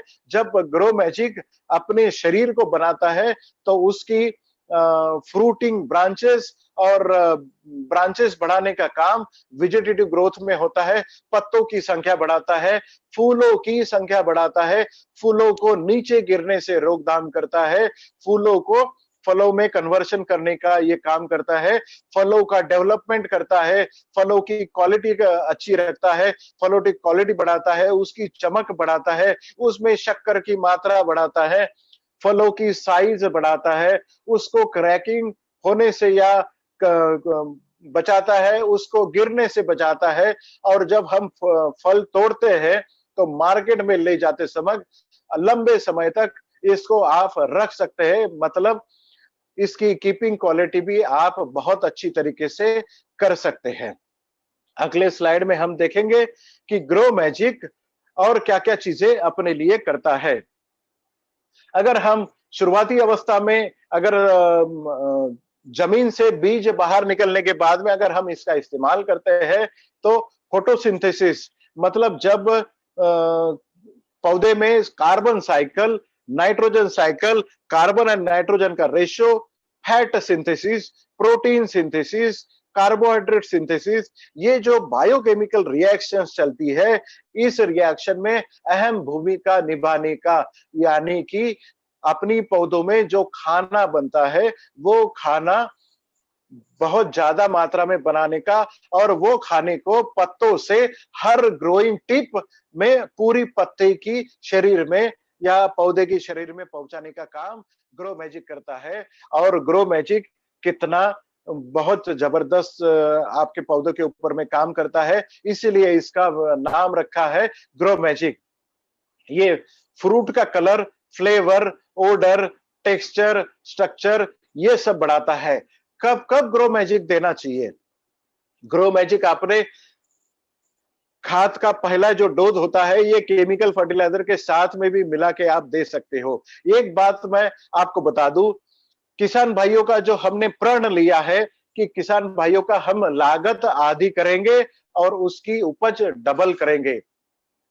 इसी कड़ी में मैं बताने जा रहा हूं कि ग्रो मैजिक अगर आप फर्टिलाइजर के साथ में मिला के आप देते हैं तो फर्टिलाइजर का डोज आप जो रेगुलर वो देता है उससे आधा करें और उसके साथ में 1 एकड़ में जितनी भी केमिकल फर्टिलाइजर वो डाल रहा है उसमें आप 100 से 200 ग्राम ग्रो मैजिक मिला के दे, ताकि अगर वो 2 बोरी यूरिया डाल रहा है तो उसे कहे कि 1 बोरी यूरिया डाले, उसके साथ में 100 से 200 ग्राम मतलब 1 से 2 पैकेट आप ग्रो मैजिक डाले, ताकि वो अपनी खाद का खर्चा आधा कर सकता है। ये मैं क्यों बता रहा हूं, इसके पीछे एक कारण है। अगर ग्रो मैजिक बिना आप अगर खाद अगर जमीन में डालते हैं तो जमीन में खाद माइक्रोब जो होते हैं जमीन में, वो आपकी खाद को, आपके पौधों को, जड़ों को मिलाने के लिए सिर्फ 8%, 0.8% काम करता है। इसका मतलब 100 किलो अगर यूरिया आप डालते हैं तो सिर्फ और सिर्फ 80 ग्राम यूरिया आपकी जड़ों को, आपकी पौधों को मिलता है। आप समझ रहे हैं? अगर 100 किलो यूरिया अगर आप डालते हैं या फिर कोई भी खाद अगर आप डालते हैं तो 0.8% मतलब 100 किलो के पीछे में सिर्फ और सिर्फ 80 ग्राम खाद आपकी पौधों को मिलता है। अगर आप ग्रो मैजिक उसके साथ में मिला के डालते हैं तो वही 80 ग्राम की जगह में वो 40 किलो खाद आपकी पौधों को लागू पड़ता है। मतलब 70 से 80% आपकी पौधों को आपका खाद मिलता है। ये मैजिक करता है ग्रो मैजिक। इसके लिए जमीन में पहले स्लाइड पे ही हम देखेंगे कि जमीन में सबसे पहले आप खाद के साथ में ग्रो मैजिक को मिलाएं। दूसरा, एक स्प्रे में आपने ग्रो मैजिक में लेना है। जब बीज ऊपर आते हैं, ऊपर आने के बाद में बीज जब 30 से 45 दिनों का हो जाता है जर्मिनेशन के बाद, तो आपने 1 एकड़ में 100 लीटर पानी के हिसाब से 1 लीटर पानी में 100 ग्राम, मतलब 1 लीटर पानी में 1 ग्राम के हिसाब से आपने इसका छिड़काव आपके पौधों के ऊपर में ऊपर से करना है, स्प्रे पंप से करना है। ये पानी में घुलनशील है। जब भी आप पानी में मिला के इसको दे, तब यमाई स्प्रे का इस्तेमाल जरूर करें। यमाई स्प्रे के बारे में हम कल बात करेंगे, जो मेन अट्रैक्शन रहेगा। तो पहला स्प्रे जो आप करोगे, ऊपर से जो छिड़काव करोगे, वो पौधे के 35 से 45 दिनों के अंतराल में करोगे। दूसरा स्प्रे आपको करना है ग्रो मैजिक का आपके पौधों के ऊपर में, वो 60 से 65 दिन, जब पौधे के ऊपर में आपका फूल लगता है और फूलों का फलों के ऊपर कन्वर्शन होता है, तब आपने दूसरा स्प्रे, मतलब दूसरा छिड़काव आपके पौधे के ऊपर में करना है, जब आपका पौधा फूलों के ऊपर होता है। 1 लीटर पानी में 1 ग्राम, इस हिसाब से 1 एकड़ में 100 ग्राम, मतलब 100 लीटर पानी में अगर पानी की मात्रा अगर ज्यादा लग रही है, तो 1 लीटर पानी में 1 ग्राम के हिसाब से आप इसका इस्तेमाल कर सकते हैं। और कुछ एडिशनल इस बारे में ही बात करूंगा, ग्रो मैजिक के बारे में। ग्रो मैजिक आपके फलों के ऊपर में किस तरह से काम करता है। अगर आपने मिर्ची के ऊपर अगर इसका छिड़काव किया, तो मिर्ची की साइज आपकी उतनी रहेगी जो मार्केट में आप ले जाते हो। बट जो एक मिर्ची अगर वो 12 से 15 ग्राम की होती है, तो उसका वजन बढ़ के 18 से 20 ग्राम होगा। साइज उतनी रहेगी बट उसका वजन बढ़ेगा। टमाटर की साइज उतनी रहेगी बट उसका वजन बढ़ेगा। अगर आपने गेहूं में, चावल में अगर इसका छिड़काव किया है, खाद के साथ में अगर आपने इसको दिया है, तो 100 दाने का वजन जो आपका रहता है, अगर चावल का अगर एग्जांपल लेंगे, तो 100 दाने का चावल का वजन जो है वो 60 ग्राम होता है, तो वही 60 ग्राम का वजन वो 80 से 90 ग्राम तक ले जाता है। मतलब ग्रो मैजिक जब भी आप खेती में इस्तेमाल करते हो, तो कम से कम 30 से 40% आपकी उपज की बढ़ोतरी होती है और आपका खाद का 50% एक्सपेंसेस कम हो जाता है। इसका मतलब ग्रो मैजिक के साथ में हम किसान भाइयों का करीबन 60% लागत कम कर सकते हैं। ये बहुत ग्रो मैजिक एक मैजिक की तरह आपके खेती के ऊपर काम करता है। किसान भाइयों को आपने अगर इसमें दिया, तो उनके जीवन में रिवॉल्यूशन आ सकता है। उनके जीवन को अच्छा बनाने में आप कारगर मददगार साबित हो सकते हैं और ये नोबल कॉज आपके लिए हो सकता है। आगे बढ़ेंगे अपने दूसरे प्रोडक्ट के ऊपर जो हुआ है। पीएच एक मानक है, एक मेजरमेंट है, जो आपके जमीन का या आपकी पानी का खारापन या मीठापन जांचने का एक मानक है। इसको हम सिंपल सी भाषा में बोलेंगे कि ये एक स्केल है, जो आपके पानी में या आपकी जमीन में जितने साल्ट्स है या खारापन है, जब फर्टिलाइजर एक्स्ट्रा के कारण जो जमीन बेकार हुई है, या तो उसका पीएच 6.5 के अंदर होता है, या फिर आपका पीएच 7.5 के ऊपर होता है। 7.5 के ऊपर हो तो आपकी जमीन खारी है, और 6.5 के अगर अंदर हो तो एसिडिक है। नॉर्मल जमीन और नॉर्मल पानी हम जांचते हैं, जिसका पीएच होता है 6.5 से लेके 7.5 तक। जहां पर बहुत ज्यादा बारिश होती है, जिस तरह का अगर हम एग्जांपल ले, वेस्ट बंगाल का, नॉर्थ वेस्ट बंगाल, आसाम और उधर का जो पार्ट है, या फिर चावल की खेती जहां पर होती है पूरी भारतवर्ष में, या फिर आप कह सकते हैं कि जहां पर सबसे ज्यादा बारिश होती है, बहुत ज्यादा बारिश होती है एवरेज से ज्यादा, वहां पर एसिडिक जमीनें पाई जाती है, जिनका पीएच 6.5 से लेके अंदर होता है, वो एसिडिक पानी हो जाता है। और जहां पर पानी कम होता है, खाद बहुत ज्यादा इस्तेमाल होता है, केमिकल दवाइयों का बहुत ज्यादा इस्तेमाल होता है, जहां पर गन्ने की खेती होती है, जहां पर केली की खेती होती है, जहां पर फर्टिलाइजर का ज्यादा इस्तेमाल होता है, वहां पर हम जमीन को उपजाऊ ना बनाते हुए हम उसे अल्कलाइन या सलाइन, जिसमें खारापन हो जाता है, वो बनाते हैं। अपनी जमीन में अगर नॉर्मल पीएच में, मतलब न्यूनतम पीएच जिसे हम बोलते हैं, नॉर्मल पीएच जिसे हम बोलते हैं, वो है 6.5 से 7.5, जहां पर आज पूरी भारतवर्ष में इस प्रकार की जमीन मिलना आज बहुत मुश्किल हो गया है। मॉडर्न एग्रीकल्चर में पीएच अगर कम हो या नॉर्मल से ज्यादा हो, तब भी आपके जमीन में जो भी हम खाद डाल रहे हैं वो आपकी पौधों को नहीं मिलता है। वो मिलाने के लिए जमीन में जो सूक्ष्म जीव होते हैं उनको एक्टिव करने के लिए हमें मॉडिफाई आजकल इस्तेमाल करना होता है, जो आपकी जमीन के पीएच को मॉडरेट करता है। ये दोनों तरीके से काम करता है। जहां पर बहुत ज्यादा बारिश होती है, वहां आपकी पीएच जो कम हुआ है नॉर्मल से, वो पीएच को नॉर्मल लाने का काम करता है। और जो जमीन में या पानी में आपका खारा पानी है, जो खारे पानी को मीठा करके या खारे जमीन को मीठा करके नॉर्मल पीएच लाने का काम मॉडिफाई करता है। मॉडिफाई हमने हमारी पोर्टफोलियो में क्यों डाला, हमने ये प्रोडक्ट क्यों डाला? अगर नॉर्मल पानी अगर हम छिड़काव करने के लिए, खेतों को देने के लिए नहर से पानी, ड्रिप इरिगेशन से पानी हम देते हैं, स्प्रिंकलर इरिगेशन से जब हम पानी देते हैं खेतों में, तो अगर वो एसिडिक हो तो आपकी जमीन एसिडिक हो सकती है। आप जो खाद दे रहे हैं उसका इस्तेमाल सही ढंग से नहीं हो सकता है। जो दवाई आप उस पानी में मिला के दे रहे हैं, उस दवाई का आपको सही तरीके से रिजल्ट नहीं आ सकता है, रिजल्ट नहीं मिलता है। तो पहले उस पानी को, उस जमीन को आप नॉर्मल बनाएं। उसके लिए जब भी आप इरिगेशन करें या जब भी आप पानी इस्तेमाल करें छिड़काव के लिए, तब आप मॉडिफाई उसमें इस्तेमाल करें। ये लिक्विड फॉर्म में अवेलेबल है, ये बफरिंग सॉल्यूशन की तरह काम करता है। अब इसका डोज क्या हो सकता है? इसका डोज ये हो सकता है, नेक्स्ट स्लाइड में हम देखेंगे कि इसका डोज जो है, हम कुछ स्पेसिफिक डोज आपको इसका नहीं बता सकते हैं। इसका मतलब क्या है कि जो पीएच का स्केल होता है 7.5 से लेके 12 तक हो सकता है। तो हम शुरुआती अवस्था में क्या कर सकते हैं, एक कांच की ग्लास में हम पानी भर के लेंगे। पानी भर के हम लेने के बाद में उस ग्लास में हम एक एक बूंद मॉडिफाई डालेंगे। हम 1 लीटर पानी में अगर एक एक बूंद मॉडिफाई डाल रहे हैं, जब तक हल्का पिंक कलर पानी का नहीं हो जाता है, तब तक हमें एक एक बूंद डालना है।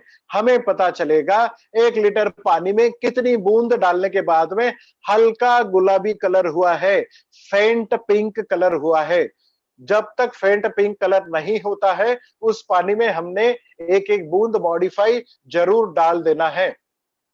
जब हल्का फेंट पिंक कलर हो जाएगा, गुलाबी कलर हो जाएगा, तब हमें डोज पता चलेगा कि हमारा पानी कितना खारा था या एसिडिक था, उसमें हमने कितनी बूंदे डाली। 1 लीटर पानी के लिए अगर हमें 4 बूंदे लगी है, तो 15 लीटर पानी की स्प्रे पंप में हमें 60 बूंदे डालनी पड़ेगी।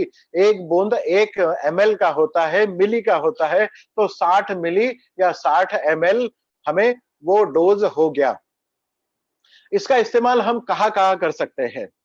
आजकल सब पता है, जब अगर आप खेती में पंजाब हरियाणा में नहर से पानी देते हैं, खेतों में नहर से पानी छोड़ा जाता है, जिसे हम फ्लड इरिगेशन बोलते हैं, उस दौरान आप इसको एक सलाइन के दौरान एक एक बूंद आप खेती में, जहां से पानी नहर का खेत में घुसता है, वहां पर आप इसे सलाइन से एक एक बूंद डाल के दे सकते हैं, ताकि आपका पानी मीठा होके आपकी खेती में जाए।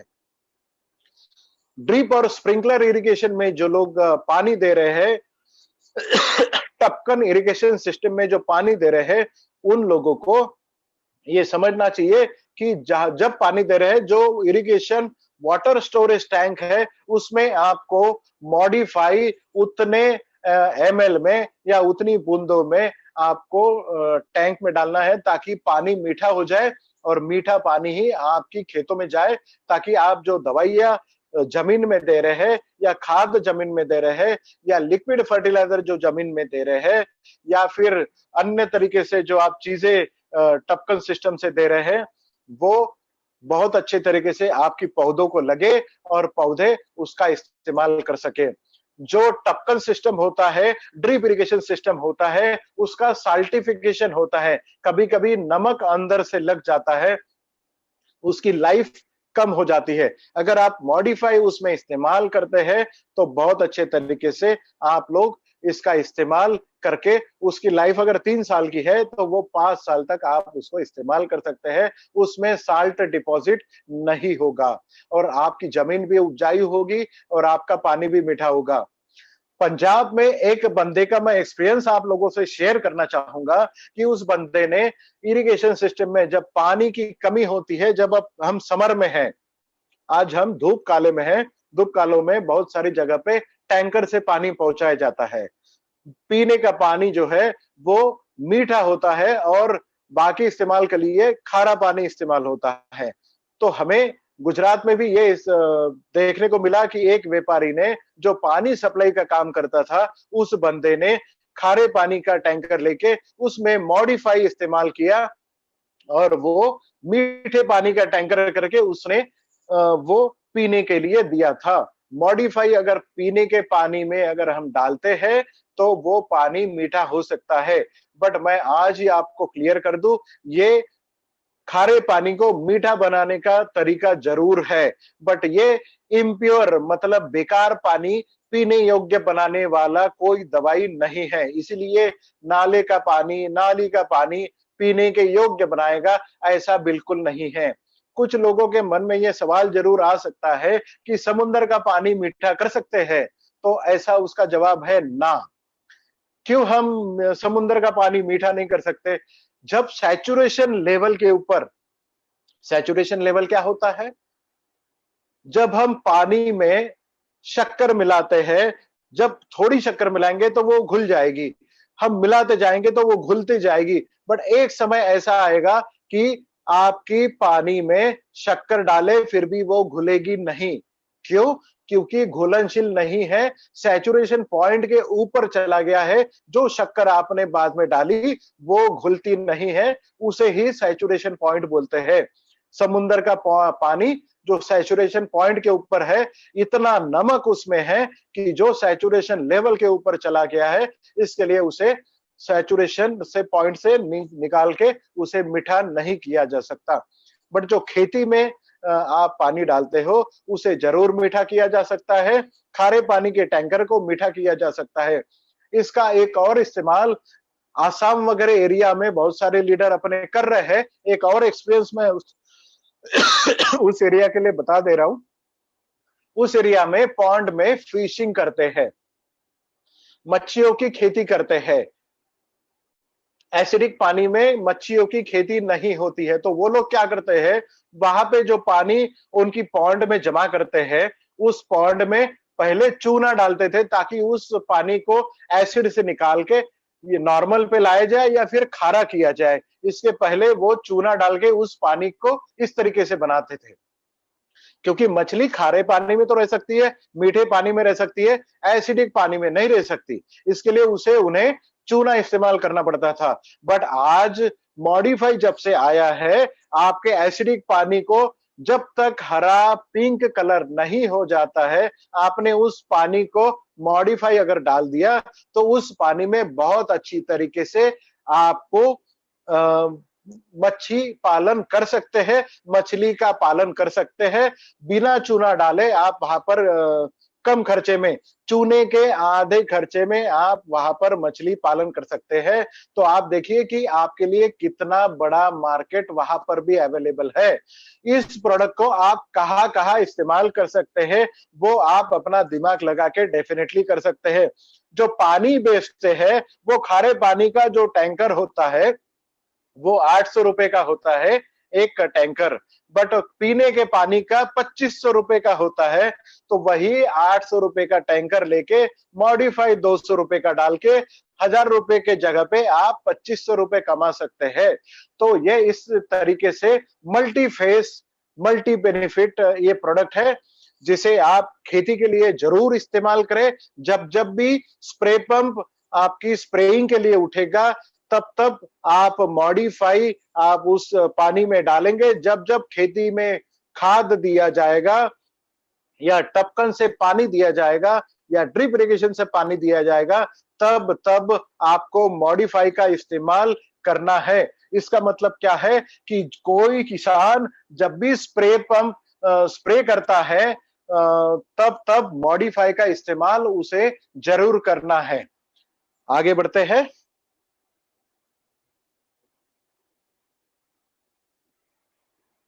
मॉडिफाई, ये सब बातें हमने आपको बता दी है कि मॉडिफाई का इस्तेमाल हमने कैसे और क्या हमने केयर लेनी चाहिए। हमने कभी भी मॉडिफाई पानी में एक एक बूंद करके डालनी है। जब तक लाइट रेड कलर या फिर हल्का गुलाबी कलर या हल्का लाल कलर जब तक नहीं हो जाता है, आपकी दवाई ने काम नहीं किया है, आपका खारा पानी मीठा नहीं हुआ है, ये आप लोगों ने समझना चाहिए। या फिर आपका एसिडिक पानी मीठा नहीं या नॉर्मल नहीं हुआ है, ये समझ लेना चाहिए। ये केयर आप लोगों ने जरूर लेना चाहिए। अगर आपको डेमोन्स्ट्रेशन अगर लेने हैं तो कांच के पानी में पीने का पानी लीजिए जो मीठा हो, उसमें 2 चम्मच नमक डालिए, अब उसको खारा कर लीजिए, चम्मच से मिला दीजिए, अब वो पीने योग्य नहीं है। आप एक एक बूंद करके आपके खारे पानी में एक एक बूंद करके डालिए, जब तक हल्का पिंक कलर नहीं हो जाता या लाल कलर नहीं हो जाता है, तब तक आपको उसमें डालना है। डालने के बाद में जब हल्का लाल या हल्का गुलाबी कलर आ जाएगा, तब आप उसे पी के देखिए। पीने के बाद में आपको पता चलेगा जो खारा पानी था पहले, वो मीठा हो गया। इसका मतलब आपकी दवाई ने काम कर लिया है। बहुत अच्छा इस्तेमाल आप इसका कर सकते हैं। मीठा भी पानी मीठा करने के लिए एक सवाल मुझे आया था कि हमारे कुएं का पानी खारा है, तो क्या उसे मीठा किया जा सकता है? डेफिनेटली किया जा सकता है। कुएं का पानी भी मीठा किया जा सकता है। शर्त एक ही है, आज आप मीठा कर लेंगे, बट जमीन में आपकी कुएं में जमीन से पानी आते रहता है, वो खारा होता है। आज आपके कुएं का पानी मीठा हो गया, रात भर में वही खारा पानी आके फिर से मीठे पानी को खारा कर लिया, फिर आपको दूसरे दिन डालना होगा। कुएं का पानी पूरे कुएं को मॉडिफाई ना डालते हुए उसका पानी जब आप निकालोगे, तब उसमें आप मॉडिफाई का इस्तेमाल करें। हम आगे पहले प्रोडक्ट के ऊपर हम जाते हैं, जिसका नाम है यमाई स्प्रे। यमाई स्प्रे आज बताने की जरूरत नहीं है। जो यमाई लाइफस्टाइल का बिजनेस एसोसिएट बनता है, जो हमारे फैमिली का मेंबर बनता है, वो जैसे नैनी 5 को जानता है, वैसे ही यमाई स्प्रे को जानता है। ये इंडिया एग्रो का स्टार प्रोडक्ट परफॉर्मर प्रोडक्ट है, जो आज इंडिया में सबसे बड़ी मात्रा में एग्रीकल्चर में बेचा जाता है। क्यों ये स्पेशल है? क्यों ये हमने आखिरी के दिन रखा है? क्योंकि इसके बिना खेती करना आज असंभव हो गया है। किसान भाई जिन्होंने ये प्रोडक्ट इस्तेमाल किया है, वो इसे चाहकर भी छोड़ नहीं सकते हैं, इतना अच्छा ये प्रोडक्ट है। क्या है ये? ये एक एडजुवेंट का काम करता है। एडजुवेंट का क्या मतलब होता है? ये पेस्टिसाइड दवाइयों को जो स्प्रे पंप में हम डालते हैं, उसको स्टेबलाइज करने का काम करता है, उसको सही मायने में पानी में मिलाने का काम करता है, ये सोल्युबिलिटी का काम करता है। कॉम्पेटेबिलिटी का, अगर हम एक ही पंप में खाद और एक ही पंप में दवाइयां और फफूंदनाशक अगर एक साथ मिला के दे रहे हैं, तब भी ये कॉम्पेटेबिलिटी बना के रखता है, फोमिंग बनाता है, ये एक झाग बनाता है और सही तरीके से अपनी दवाइयों को मिक्स करता है। ये अगर सोल्यूबल लिक्विड हो या फिर ऑयल बेस्ड दवाइयां हो, इसका सही मायने में आपकी पानी में सस्पेंशन बनाता है, ताकि तेल जन्य पदार्थ ऊपर ना रहते हुए वो पानी में अच्छी तरीके से घुल मिल जाए।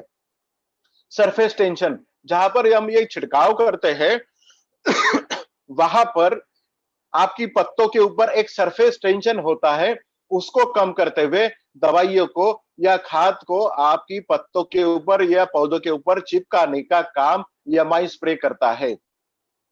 आपकी ड्रॉपलेट का साइज, मतलब जब आप स्प्रे करते हैं जब आप छिड़काव करते हैं आपकी स्प्रे पंप से, तो आपकी बूंद जो स्प्रे पंप से नोजल से निकलती है, वो ड्रॉपलेट को साइज को कम करने का काम अपना यमाई स्प्रे करता है। ड्रिफ्ट, ड्रिफ्ट का मतलब है दवाइयों को आपकी पौधे के ऊपर से नीचे ना गिरने देना, ताकि आपकी दवाइयों का सही इस्तेमाल हो, यूज हो। वो आपकी पौधों के अंदर जाने के लिए मदद करता है, पेनिट्रेशन के लिए मदद करता है। ऊपर की सतह को अगर पत्ते के ऊपर में स्प्रे हुआ है, तो पत्ते के नीचे की सतह तक ले जाने का काम यमाई स्प्रे करता है। वोलेटिलाइजेशन, इसका मीनिंग यह है कि जब भी आप यमाई स्प्रे, आप कोई भी दवाइयां, कोई भी खाद में या कोई भी केमिकल पेस्टिसाइड खरपतवार में आप जब डालते हैं, तब वो दवाइयों को हवा के साथ में, धूप के साथ में, हवा में उड़ जाने के लिए मदद ना करते हुए उसकी रोकथाम करता है, ताकि वो धूप के कारण, हवा के कारण हवा में उड़ ना जाए। कवरेज, अगर एक जगह पे आपका स्प्रे हुआ है तो पूरी पौधे के ऊपर में फैलाने का काम ये यमाई स्प्रे करता है। एडरेंस, चिपकाने का काम, ये चिप को करके भी काम करता है। ये आपकी दवाइयों को अच्छी तरीके से चिपकाता है, पूरे पौधे के ऊपर में चिपकाता है। कोई भी खाद को अगर दवाइयों को पौधे के अंदर ले जाने का काम करता है। बारिश के दिनों में इसका सहज महत्व आपको प्राप्त होता है कि कंटिन्यू बारिश जब होती है, बारिश में कोई भी अंतराल जब नहीं होता है, तो अगर आपको 1 या 2 घंटे का अगर आपको समय मिलता है, तो आप दवाइयों का छिड़काव, खाद का छिड़काव आप आपकी पौधे के ऊपर कर सकते हैं। सिर्फ 2 घंटे में आपकी दवाइयों को या आपकी खाद को अंदर ले जाने का काम आपका यमाई स्प्रे करता है। आपने देखा कि हम 8 से 10 अपने बेनिफिट्स आपको बताए हैं। अगर मार्केट में इस तरह की दवाइयां बहुत सारी है, वो सिर्फ दवाइयों को चिपकाने का काम करते हैं, या फैलाने का काम करते हैं, या पेनिट्रेट करने का काम करते हैं, बट हम हमारी दवाइयां, जब भी हम यमाई स्प्रे किसी भी दवाइयों के साथ में या खाद के साथ में मिलाते हैं, तो हम दवाइयों का असर दुगना करते हैं। मतलब दवाइयां अगर 7 दिन के लिए आपको रिजल्ट दे रही है, तो यमाई स्प्रे मिलाने के बाद में वो 15 से 16 दिन का रिजल्ट आपको दे सकती है। खाद की जिसके लिए आप इस्तेमाल कर रहे हैं, उसकी इफिकेसी, उसकी पावर दुगना करने का काम करता है। जब 2 दवाइयां, 2 खाद, 2 फफूंदनाशक या फिर 2-3 चीजें मिला के स्प्रे पंप में या पानी में घोल बनता है, तो दोनों की केमिस्ट्री को, तीनों चारों दवाइयों की केमिस्ट्री को अलग अलग रखता है, ताकि हर एक खाद का, खरपतवार का, दवाइयों का मिला जुला असर आपको आपके पौधे के ऊपर मिलता रहे। पर्टिकुलरली जहां पर खरपतवार का इस्तेमाल होता है, आपकी तनों को मारने के लिए, जब खरपतवार को मारने के लिए जब इस्तेमाल होता है, तो यमाई स्प्रे स्पेशली आपने उसका इस्तेमाल करना चाहिए, ताकि खरपतवार दुगनी तेजी से आपकी खरपतवार को खत्म कर सकता है। समझ सकते हैं, जब भी किसान भाई आप स्प्रे करने के लिए, छिड़काव करने के लिए, खाद का छिड़काव करने के लिए स्प्रे पंप उठाता है, तब आप यमाई स्प्रे उस किसान भाइयों को जरूरतमंद होता है। इसका मतलब हर किसान की कपाट में, अपनी घर में, अपनी जेब में यमाई स्प्रे होना बहुत ही जरूरी है। इसके सिवा कोई खेती आज कंप्लीट नहीं हो सकती है। ये आज हमारा एक्सपीरियंस है, और आज ये आपको, सभी किसान भाइयों को इसके फायदे आपको बताने हैं। ये बहुत यूनिक प्रोडक्ट है, और यूनिक प्रोडक्ट के साथ में ये किसान भाइयों का दवाई का खर्चा, खाद का खर्चा कम करता है, आधे में करता है, क्योंकि ये रिजल्ट दुगना करता है। हम अगली स्लाइड में देखेंगे इसके और फायदे क्या हो सकते हैं।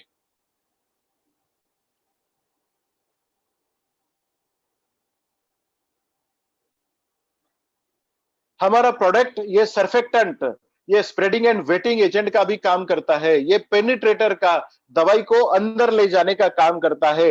वाटर कंडीशनिंग एजेंट का काम करता है। ये वाटर कंडीशनिंग एजेंट ये होता है कि अगर आपका पानी खारा है, मीठा है, या जो भी है, उसको कंडीशनिंग करने का, नॉर्मल बनाने का काम ये करता है। ह्यूमिकेशंस का काम करता है। अगर झाग बनाने का काम है या गैस बनाने का अगर आपका दवाई है, तो वो गैस को पूरे पौधे की सतह को रखने का काम करता है। दवाई को डिपॉजिट रखने का काम करता है। दवाई नीचे ना करने का काम करता है। बफरिंग एजेंट का काम करता है। एसिडिफायर्स का काम करता है।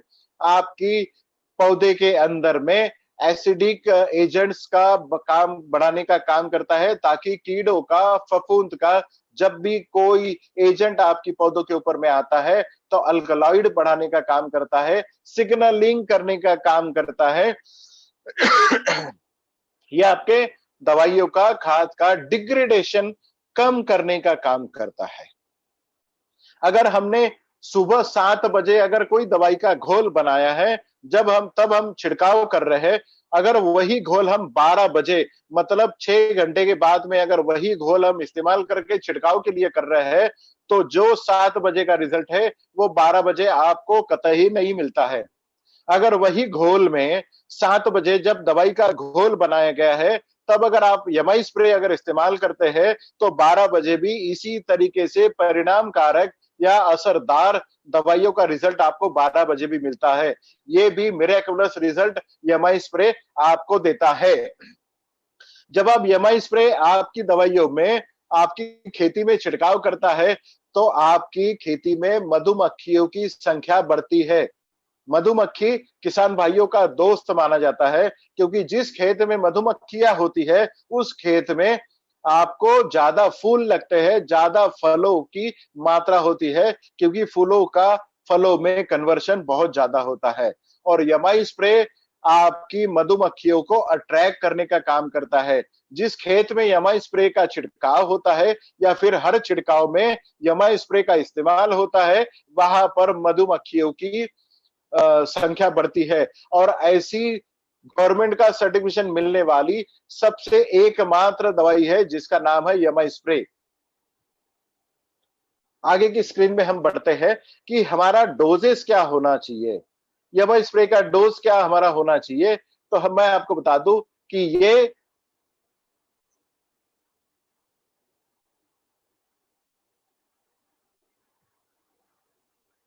यमाई स्प्रे आपको इंसेक्टिसाइड या मतलब दवाइयां, फंगिसाइड या फिर फोलियर फर्टिलाइजर में 15 लीटर पानी में आपको 3 से 5 ml डालना है। मतलब 3 लीटर पानी के पीछे में 1 ml इस हिसाब से डालना है। पावर स्प्रे में अगर आप जा रहे हो तो डोज आपको दुगना करना पड़ेगा। अगर आप खरपतवार के साथ अगर आप इसको मिलाने जा रहे हैं, तो 1 लीटर पानी में 1 ml इस हिसाब से या फिर 1 बूंद इस हिसाब से आपने खरपतवार के लिए करना है।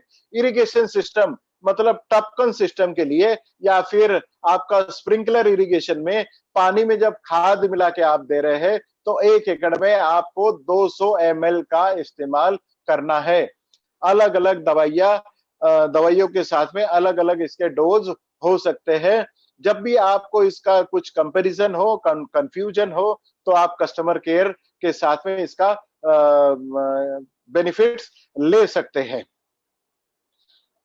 अकृषि मतलब जिसका कृषि के साथ में कोई संबंध नहीं, ऐसे भी बहुत सारे बेनिफिट्स आपके यमाई स्प्रे के हैं, जो कि कस्टमर केयर नंबर आप एक बार नोट डाउन कर लीजिए, India grow customer care number, जिसके ऊपर ये नंबर मैंने कल भी आपको बताया था, तो सब लोगों ने नोट डाउन कर लिया और इमीडिएटली कॉल करना शुरू कर दिया है।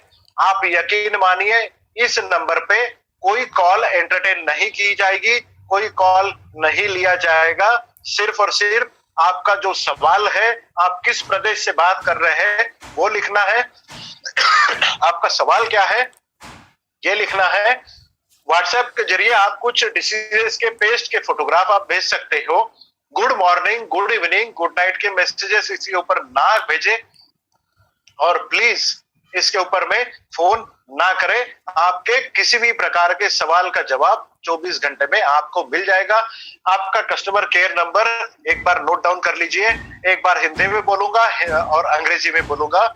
7499567710। एक बार रिपीट करूंगा, 7499567710। 7499567710। हिंदी में बोलूंगा 7499567710। सिर्फ टेक्स्ट मैसेजेस या WhatsApp messages, no calls please. आप अपने ये जो प्रोडक्ट आपने देखे हैं, ये आप इंडिया शॉपी की वेबसाइट से भी